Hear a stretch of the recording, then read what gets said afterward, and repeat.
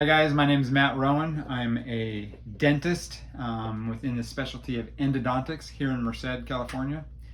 Most of you know your regular dentist, your family dentist, and maybe your orthodontist, the guy that puts the braces on.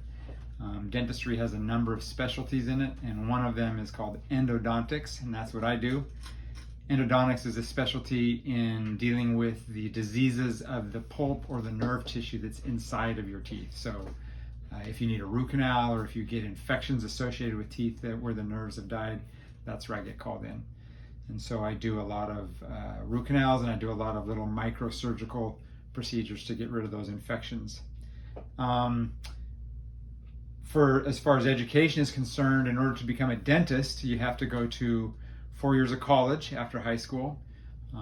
Following your time in college, you have to gain admittance to a dental school. And there's a lot of them. Most states have multiple dental schools. Those dental schools are usually 4 years. There's a few that are 3 years. And then if you were to specialize after dental school, you can become just a regular dentist like you see for your regular fillings and cleanings and so forth. Or if you want to specialize in orthodontics or oral surgery or endodontics like I am, then it takes an extra 2 to 3 years after that. So it's a lot of education, and it's a bit of a rigorous path to get into the specialties of dentistry. But it has a lot of great rewards, which we'll talk about here in a minute. Some of the things that you can be thinking about now that will be applicable to your lives now in high school is to try to develop some study habits and some discipline habits as far as taking care of the most important things first in your life before you allow yourself to play and have the recreation that might sometimes take the place of those important things. Mainly good study habits and trying to get the best grades that you can now while you're in high school. It's not imperative that you get perfect grades. I know a lot of kids that get real stressed out about that, and I don't think that's important or necessary, but it is important to get good grades to gain admittance to a good college or university. Once you're in college, if you're thinking about medicine or optometry or anything like that, or dentistry, there's a path that you take while you're in college. You'll have some regular general education classes that you'll take that let you broaden your view of the world, but then there's some specific classes that you'll be asked to take as you prepare for dental school. Those classes center in the sciences, mainly biology, physiology, a lot of anatomy, some chemistry, quite a bit of chemistry actually, a little bit of math, and a little bit of physics. And each dental school will have pretty much the same requirements of classes that you have to take while you're in college. It's at that time your grades are very important because your dental school will go back and look at those grades when they're determining whether to accept you into their program or not. So developing those habits now while you're in high school so that when you get to college, it's not a big life change to work towards good grades. That's why it's important to work on it now. Once you finish college, or as you're completing college and you're thinking about applying to a dental school, you'll also take another exam called the DAT. It's called the Dental Aptitude Test. And there are reviews for that and ways to study for that. And it's a generalized test that every student in America who wants to go to dental school has to take.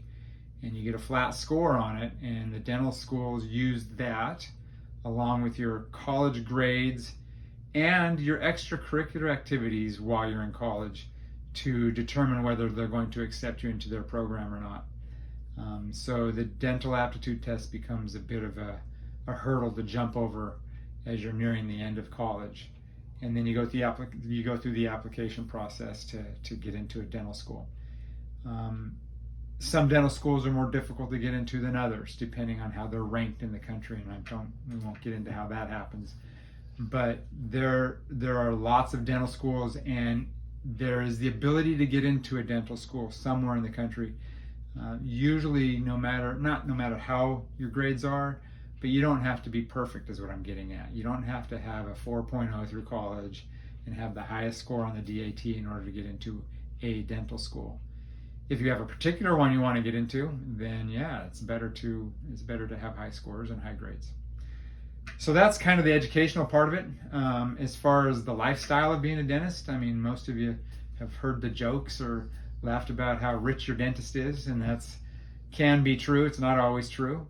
The compensation for dentists is varied and on a wide range depending on what kind of dentistry you practice, whether you're in a specialty or not, and depending on how hard you want to work, and depending on how you want to work. I believe in being honest with my patients and not trying to sell my dentistry, because I don't think it's necessary. I think if you're honest and tell patients what they need to have done in order to fix things up, then it usually takes care of itself. So I know that I could make more at times if I were to be a little more hardcore on the selling. I just don't believe in that. And so there's plenty of money to be made, and you can be compensated well being a dentist. That's important because it's also very expensive to be a dentist.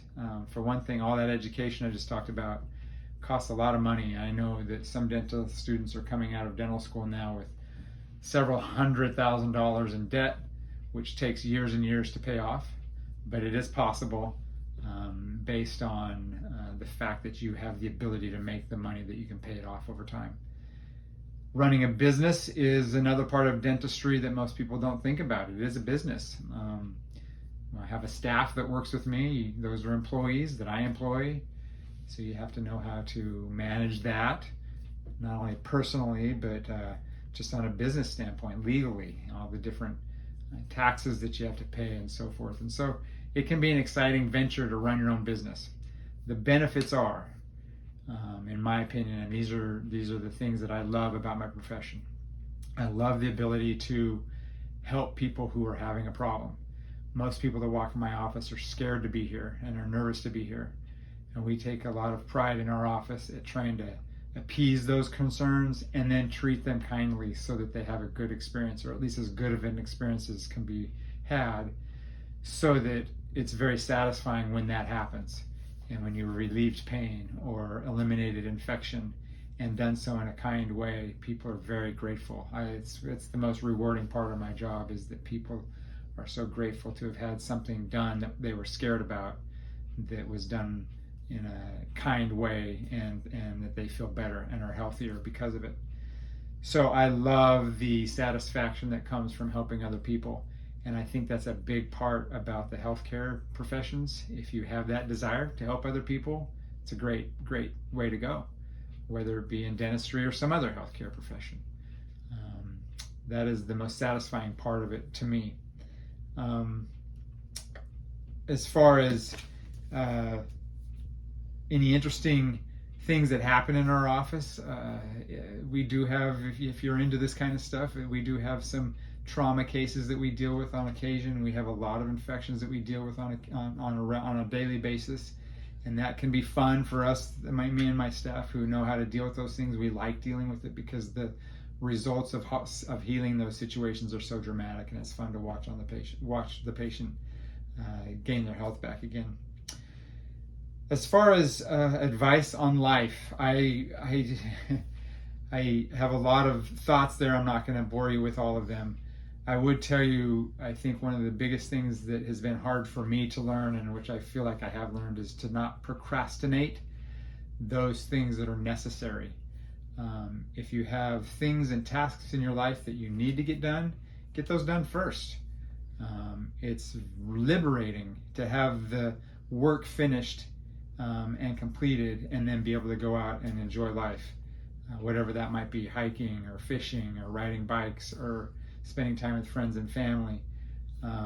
It's wonderful to not procrastinate, to get the important things done first and then enjoy your life. And that same principle holds through in high school, through college, through professional school, and into professional life.